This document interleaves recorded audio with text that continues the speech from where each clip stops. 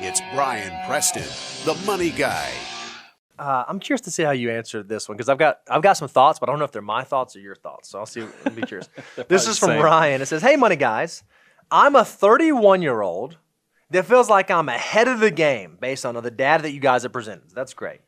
Is there ever a point on your financial journey where you can take your foot off the gas? Perhaps, Brian, you should share a little bit of your personal story there and how you've navigated that decision." Yeah, here's you guys. If you know my story, I have my wife and I have always tried to be very deliberate with wealth building, meaning that the first thing you do on your journey to being a wealth builder is live on less than you make. I mean, that sounds so simple and so basic, but it's so important. And to kind of keep my wife excited about it, we always talked about this concept of forced scarcity, where I was, as we made more money, we expanded what we saved. And the big part of what we also talked about when we'd go on those annual, go through the net worth, talk about where we are financially, is I'd say, look, if we can take this sacrifice while we're under 40, because that's when you're getting those peak compounding growth opportunities is in your 20s and 30s.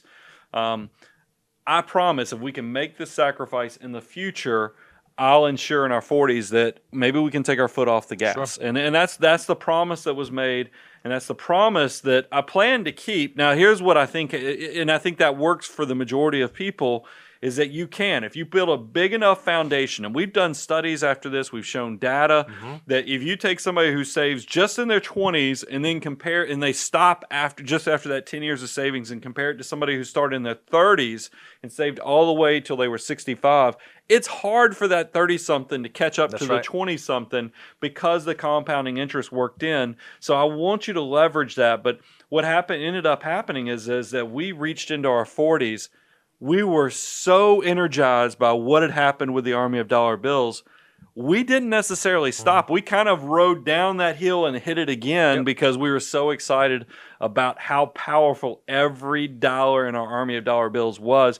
But at least you have the opportunity that you can take your foot off the gas if you so choose. So I definitely encourage you. Now, I don't want you to be a miser. I want you to enjoy each stage of your life, each decade of your life, but definitely, and that's why we give you the financial order of operations, I want you to prioritize and try to get to saving 25% of your gross income as fast as possible, so then you can, above and beyond that, you can fill and spend without having any regret. I agree with everything that you just said. And for a 31-year-old, especially a 31-year-old who feels like you've done a lot of the right things and you're ahead of the game, that's awesome. I would not at that stage rest on your laurels and get content, though, because I do think, just like Brian said, you were right there at that peak time where you can really do some damage in a positive way to your wealth building journey.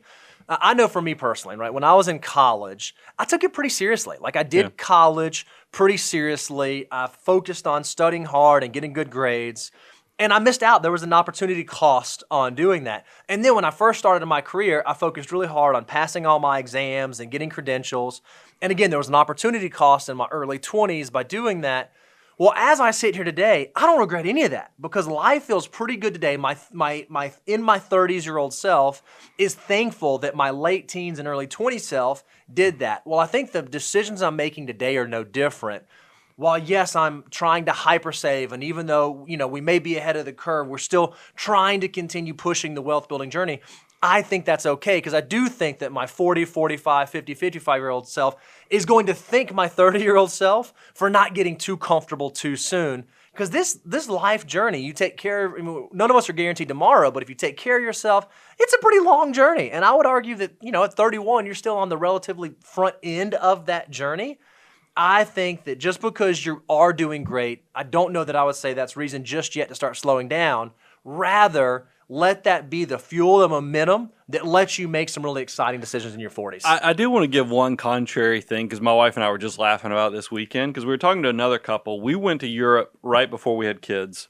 We went over to Italy, and we did that trip so cheap. I call it the bedazzled basic trip because we didn't have tour guides. We didn't have anything. We basically landed in the cities, had hotels, but we were dragging our luggage through cobblestone streets. We were getting ripped off on everything, every turn.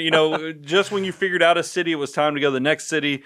We laugh about that now because we did a European trip on the cheap. And it was, in some ways, it was a disaster. In some ways, it was glorious.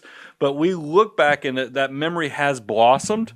And look, the way we do trips now is completely different because I'm old and grumpy. So I like having, people to tell me where to go. Pulling your luggage around cobblestone I'm not dragging anymore. my luggage on cobblestone. But there is something to be said that I think there's a balance where you can not only practice forced scarcity where you are saving for the future, but you can still go do some of these things. You just don't have to do the Instagram version. That's right. That everybody gives this false sense that you're spending a gazillion dollars to have an awesome life.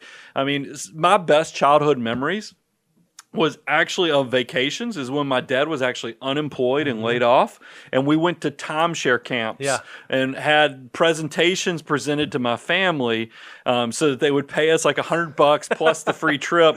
And I look back at that, my parents were crazy to do that, but as a kid, that was awesome. I mean, it was some fond memories. So you do not have to spend a ton of money to still create some incredible dreams and memories for the future. I love it. And aren't you glad that your 30-year-old self did not steal the thunder of the kinds of vacations you get to take now? Like my wife and I talk about that all the time. I guess it's more me telling her. I'm like, hey, you realize if we do this thing now, we're not having anything to look forward to. Like, you don't want to like do everything early on because there's some sweetness to getting to look forward to it and build that up. But 31, that's great. Keep rocking and rolling.